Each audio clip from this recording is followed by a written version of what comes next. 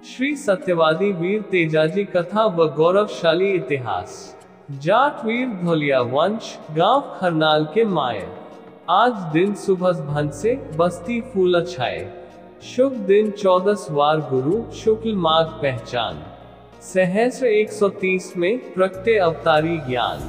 सत्यवादी श्री वीर तेजाजी जाट का जन्म माघ शुक्ल 14 संवत 1130 29 जनवरी 1074 के दिन सूर्योदय के शुभ मुहूर्त में नागौर जिले के खरनाल गांव के धोलिया गोत्रीय जाट घराने में हुआ। तेजाजी के पिता का नाम ताहरदेव थिरराज और माता का नाम रामकुंवरी था। तेजाजी की वंशावली कुछ इस प्रकार है। 1. महारावल 2, भौमसेन 3, पीलपंज 4, सारंगदेव 5, शक्तिपाल 6, रायपाल 7, धवलपाल 8, नयनपाल 9, घर्षणपाल 10, तक्कपाल 11, मूलसेन 12, रतनसेन 13, शुंडल 14, कुंडल 15, पिप्पल 16, उदयराज 17, नरपाल 18, कामराज 19, बोहितराव बक्सा जी 20, ताहरदेव थिरराज 21। तेजाजी तेजपाल। जिस समय तेजाजी का जन्म हुआ, दादा बक्सा जी खरनाल गांव के मुखिया थे। खरनाल परगने के अधिकार क्षेत्र में 24 गांव आते थे। तेजाजी का ननिहाल अजमेर जिले की किशनगढ़ तहसील के त्योद गांव में जानी गोत्र में था। तेजाजी के नाना का नाम दुल्हन जी और मामा का नाम हेमुजी था। ताहरदेव का विवाह त्योद के मुखिया दुल्हन जी की पुत्री रामकुंवरी के साथ हुआ, परंतु जब शादी के 12 वर्षों पश्चात भी संतान सुख प्राप्त नहीं हुआ, तो बक्सा जी ने ताहरदेव का दूसरा विवाह अठ्यासन के मुखिया करना जी फरोदा की पुत्री रामी देवी के साथ करवा दिया।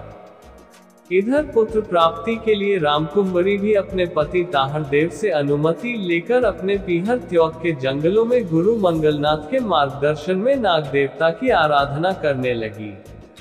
12 वर्षों की कड़ी तपस्या के फलस्वरूप रामकुंवरी को नाग देवता से पुत्र प्राप्ति का आशीर्वाद मिला। तत्पश्चात रामकुंवरी पुनः खरनाल लौट आए।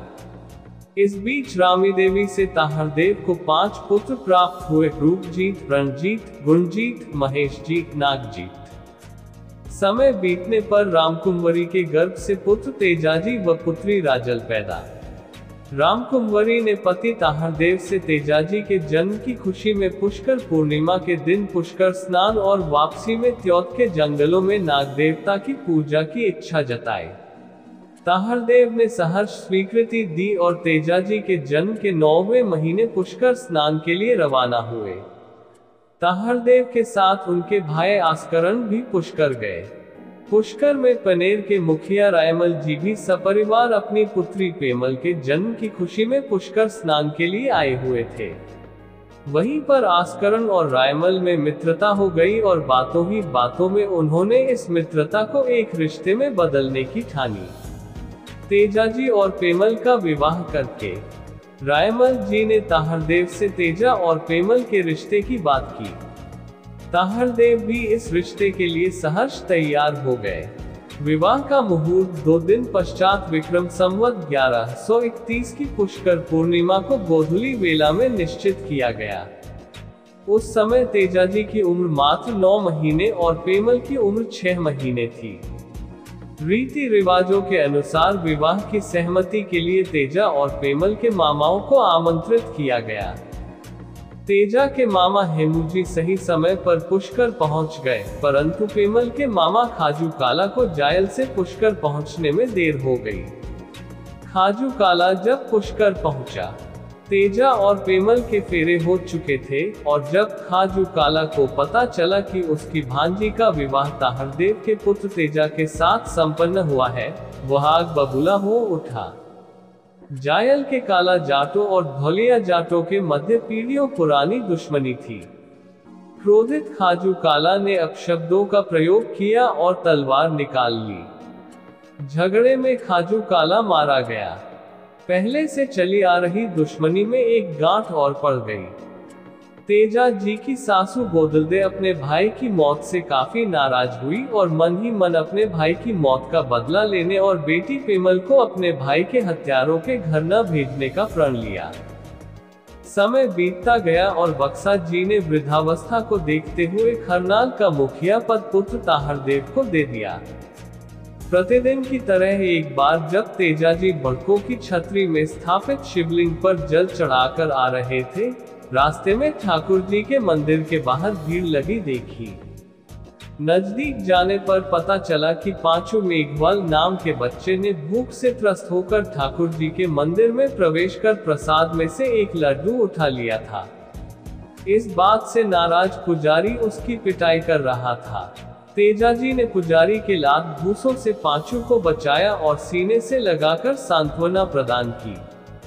पंडित जी ने गुस्से से बताया कि यह नीची जाति का लड़का है और इसने ठाकुर जी के मंदिर में प्रवेश करने और प्रसाद चोरी करने का अपराध किया है। तेजाजी ने पुजारी को समझाया कि छोटी जाति की सबरी भीलनी के जूठे बेर भी तो आपके ठाकुर जी ने स्वयं खाए थे और भगवान श्री कृष्ण भी तो गुर्जरियों से माखन चुराकर खाया करते थे। तेजाजी ने बताया कि ठाकुर जी का निवास अकेली प्रतिमा में ही नहीं है बल्कि प्रत्येक प्राणी में है। बालक तो वैसे ही परमात्मा का स्वरूप होता है। उस दिन के पश्चात पांचू मेघवाल तेजाजी के सानिध्य में रहा। ताहरदेव का मित्र लक्खी बंजारा लाखा बालद एक बार जब माल लाद कर खरनाल के रास्ते सिंध की ओर रहा था, ताहरदेव के आग्रह पर खरनाल में डेरा लगाया और ताहरदेव की मेजबानी का आनंद लेने लगा। उसी दिन लाखा के डेरे में एक गर्भवती घोड़ी ने एक सफेद रंग की बछिया को जन्म दिया।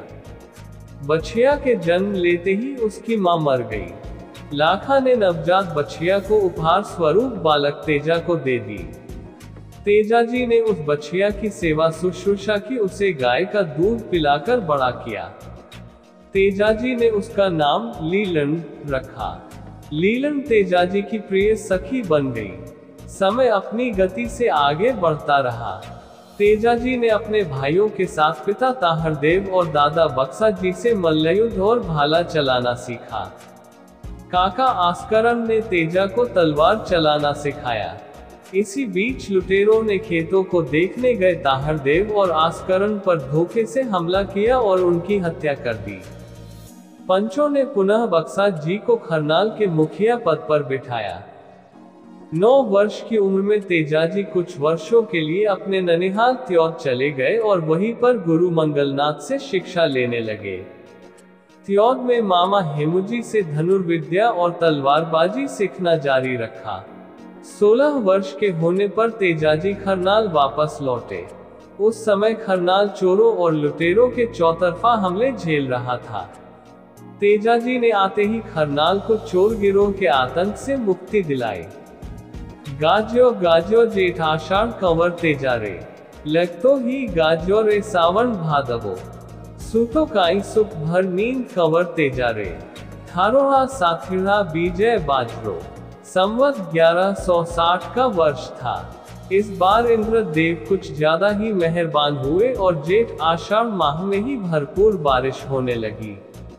पुराने समय में गांव के मुखिया द्वारा हलोतिया की रस्म करने के पश्चात ही किसान अपने खेतों को जोतने जाते थे। दादा बक्साजी किसी काम से गांव से बाहर गए हुए थे। तब माता रामकुंवरी ने सुबह के समय जगाया और हलोतिया करने भेजा। तेजाजी ने बैलों को संवारा और बीज उठाकर खेत को चले गए। पहले बीजों को उछाल कर खेत जोता जाता था। तेजाजी ने पहली बार बीज को जमीन में हल द्वारा उड़कर बोना सिखाया। एक कतार में बोना सिखाया। कीट पतंगों से बचने के लिए अलग अलग तरकीबें सुझाई। इसलिए तेजा जाट को कृषि वैज्ञानिक कहा जाता है और पूरी किसान कौम उनको एक महान कृषि वैज्ञानिक व महापुरुष मानती है। भूखे पेट खेतों में आए तेजाजी ने दोपहर तक 12 कोस की आवनी बो दी। उनके लिए खाना व बैलों के लिए चारा उनकी भाभी बड़े देर से लाई थी। तेजाजी ने नाराजगी जाहिर की तो भाभी ने ताना दिया कि आपकी परनाई इतने घर बैठी है, उसे ले आओ, वो जल्दी खाना ले आएगी। ये ताना तेजाजी के घाव कर गया। तेजाजी ने बैलों को चरने के लिए खुले छोड़ दिए और लीलन पर सवार होकर घर आ गए। माता रामकुंवरी से अपने विवाह के बारे में जानकारी पूछी तो पता चला कि पेमल के मामा की मौत के कारण ये बात दोनों परिवारों ने किसी को बताई नहीं थी और इसी घटना का बदला लेने के लिए पेमल की मां ने अपने भाई बालिया नाग और धर्म भाई कालिया मीना लुटेरों से सहयोग मांगा था। कालिया बालिया ने मिलकर षड्यंत्र कर ताहरदेव और आस्करण की हत्या कर दी थी। बोदल दे पेमल की शादी अन्यत्र करने की सोच रही है।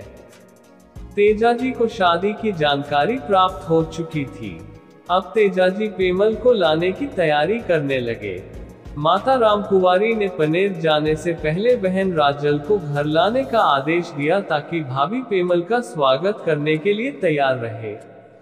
तेजाजी ने माता का आदेश मानते हुए बहन राजल, जो कि अजमेर के पास तबीजी गांव में जोगाजी सियाग के घर ब्याही हुई थी, लेने पहुंचे और अगले दिन राजल को लेकर घर आए। जाटों में सदैव ये परंपरा रही है कि बहू पहली बार घर आए तो नंद उसका स्वागत करे। माता रामकुंवरी ने पंडित जी से तेजाजी के प्रस्थान के लिए शुभ मुहूर्त जानना चाहा। पंडित जी ने अपने पोथी पन्नों में देखा और निराशा से कहा कि अभी पनेर जाने का मुहूर्त नहीं है। तेजाजी ने कहा कि मैं तीज से पहले पनेर आ जाऊंगा।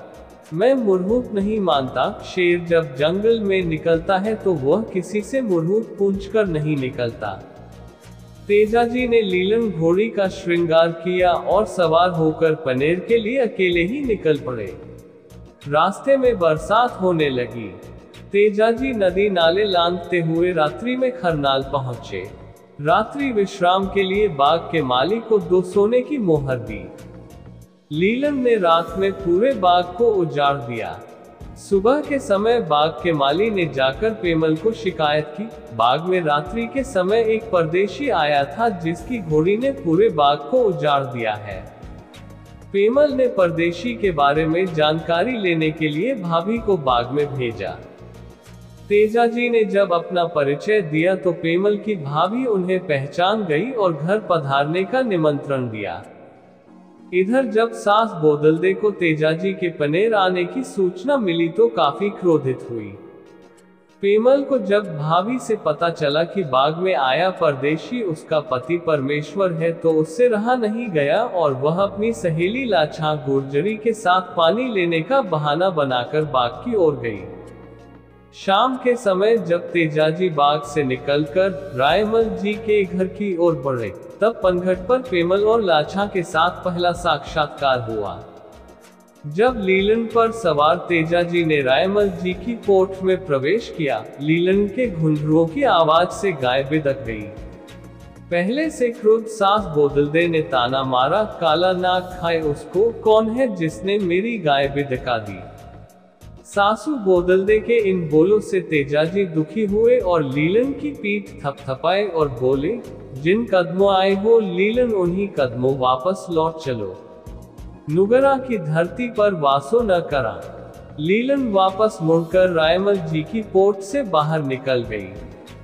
ये सब घटनाक्रम छत पर खड़ी पेमल और लाछा ने देखा तो दौड़कर नीचे आए। लाछा दौड़कर तेजाजी के पीछे गई और उन्हें रोका। तेजाजी ने वापस रायमल जी की पोट लौटने से मना कर दिया। तब लाछा गुर्जरी ने तेजाजी को अपने घर लाछा की रंगबाड़ी में रोका। पेमल ने अपनी मां को काफी बुरा भला कहा और पिता रायमल जी को जब इसका पता चला तो वो लाछा की रंगबाड़ी तेजाजी को मनाने पहुंचे। तेजाजी ने वही रुकने का फैसला किया। तेजाजी के लाछा की रंगबाड़ी में रुकने से बोदलदे की योजना असफल रही और बोदलदे लाछा से क्रोधित हो गई। बोदलदे ने तत्काल अपने धर्म भाई कालिया मीना से संपर्क किया और लाछा की सभी गायों को छोड़ने को कहा। कालिया मीना इसके लिए खुशी खुशी तैयार हो गया। बोदलदे ने कालिया मीना को आश्वस्त किया कि उसे रोकने के लिए पनेर से कोई नहीं आएगा। आज तो मौसम भी चोरों के लिए मुनासिब था। बरसात हो रही थी और रह रहकर बिजलियां चमक रही थी। कालिया मीना ने रात्रि में लाछा की गाय चुरा ली, परंतु आज तेजाजी लाछा की रंगबाड़ी में सो रहे थे, इसलिए लाछा और उसका पति नंदू भी गायों के बाड़े में बनी झोपड़ी में सो रहे थे। गायों के घेरने की खड़बड़ाहट से वे जाग गए। नंदू ने जब प्रतिरोध की तो चोरों ने उसे भी पीटा और भाग गए। लाछा ने चोरी की सूचना मुखिया रायमल जी तक पहुंचाने की कोशिश की, परंतु बोदलदे जो इसके लिए तैयार थी उसने बाहर से ही लाछा को भगा दिया। लाछा जानती थी कि जितना समय बीतता जाएगा उसकी गायों का वापस मिलना भी उतना ही मुश्किल होता जाएगा। रोती बिलखती लाछा ढोली के घर पहुंची और उससे बार्क का डाका, पुराने जमाने में युद्ध की तैयारी के लिए ढोल को खास लय में बजाया जाता था ताकि गांव वाले सतर्क हो जाए, बजाने का अनुरोध किया, परंतु ढोली ने भी उसे मना कर दिया क्योंकि बोदलदे ने उसे पहले ही धमका रखा था। निराश और रोती हुई लाछा अपने पति के पास पहुंची और उसे लेकर अपने घर लाछा की रंगबाड़ी पहुंची, जहां तेजाजी सो रहे थे। लाछा नंदू के साथ घर के बाहर बैठकर रोने लगी। लाछा के रोने की आवाज सुनकर तेजाजी की नींद खुल गई और कारण जानने के लिए तेजाजी बाहर निकले। रंगबाड़ी के दरवाजे के बाहर बने चबूतरे पर नंदू लेटा हुआ था और उसके नजदीक बैठी लाछा रो रही थी। तेजाजी की नींद लाछा के रोने से खुल गई और उन्होंने लाछा से रोने का कारण पूछा। लाछा ने गाय चोरी होने की बात बताई। तुम चिंता मत करो लाछा, तेजा जाट तुम्हारी एक एक गाय को वापस लेकर आएगा। तेजाजी ने मूछ मरोड़ी और अपने पांचों हथियार भाला, तीर, कमान, तलवार और कटार उठा लिए। अंधेरे में लीलन तेजा के इशारे पर चोरों के भागने की दिशा में बढ़ गई। अंधेरे में चमकती बिजली की चमक में तेजा गायों के निशानों का पीछा करते हुए आगे बढ़ रहा था। वर्तमान सुरसुरा के नजदीक तेजाजी को बिजली गिरने से एक जगह आग लगी हुई दिखाई दी। आग में एक नाग नागिन का जोड़ा फंसा हुआ था, जिसमें से बिजली गिरने से नागिन मर चुकी थी और नाग भी जलने वाला था। तेजाजी ने जीव दया करते हुए भाले की नोक से नाग को आग के घेरे से बाहर निकाल दिया। नाग को तेजाजी द्वारा खुद को बचाना नागवार गुजरा और गुस्से में तेजाजी को काटना चाहा। तेजाजी बोले, हे नागराज, मैंने तो आपका भला ही चाहा है और आप मुझे ही डसना चाहते हैं। तेजा, तुमने मेरे को बचाकर बहुत बड़ा अन्याय किया है। अभी मैं आग में मर जाता तो सीधा बेकुंठ जाता। अब मैं बिना मेरी नागिन के सैकड़ों वर्षों तक जमीन पर घिसकता रहूंगा। मैं तुम्हें डसकर अपना बदला लूंगा। नाग बोला, नागराज, अभी तो मैं लाछा को दिए वचनों का पालन करने चोरों के पीछे जा रहा हूँ। मैं 8 पहर में वापस लौट कर आऊंगा। मैं चांद, सूरज और इस खेजड़े के वृक्ष को साक्षी मानकर वचन देता हूँ। तेजाजी के वचन देने पर नाग ने रास्ता छोड़ दिया। तेजाजी लीलन पर बैठकर मीनाओं के पीछे चल दिए। वर्तमान तिलनिया गांव के नजदीक तेजाजी ने 2 चोरों को मारा। वर्तमान में भी यहाँ उनकी देवलिया स्थापित है। मंडावरिया की पहाड़ियों के नजदीक कालिया मीना ने डेरा डाल रखा था। तेजाजी ने कालिया मीना को ललकारा और गायों को छोड़ने का प्रस्ताव रखा। तेजाजी को अकेले देख कालिया मीना हंसा और 250 के करीब मीना साथियों के साथ तेजाजी पर हमला कर दिया। विश्व के इतिहास में इससे भयंकर युद्ध नहीं हुआ। एक तरफ 250 चोर और दूसरी तरफ शेषनाग के अंश तेजाजी जाट। तेजाजी का बिजलसार का भाला चमका और देखते ही देखते मीनाओं की तादाद कम होने लगी। कालिया मीना अपने गिरोह का नाश होते देख मैदान छोड़ भागा। भागते भागते लाछा की गायों में से एक बछड़ा ले गया और मंडावरिया की पहाड़ियों में छुप गया। चोरों के भागते ही तेजाजी ने लाछा की गाय संभाली और वापस पनेर की राह पकड़ ली।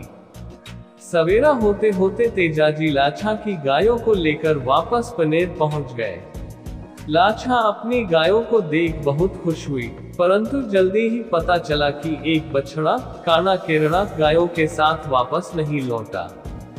तेजाजी ने लीलन को वापस मोड़ा और काना केरड़ा लेने चल दिए।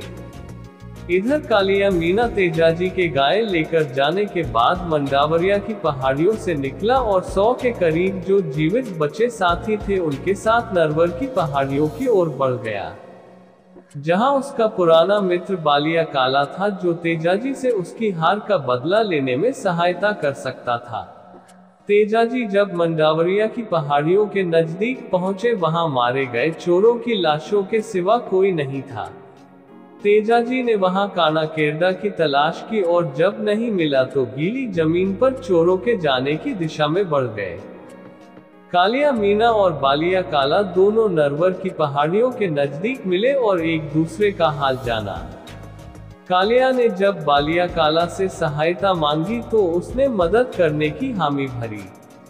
कालिया मीना के खबरियों ने सूचना दी कि तेजाजी उन्हें ढूंढते हुए इसी तरफ आ रहे हैं। कालिया मीना तेजाजी के पराक्रम से वाकिफ था।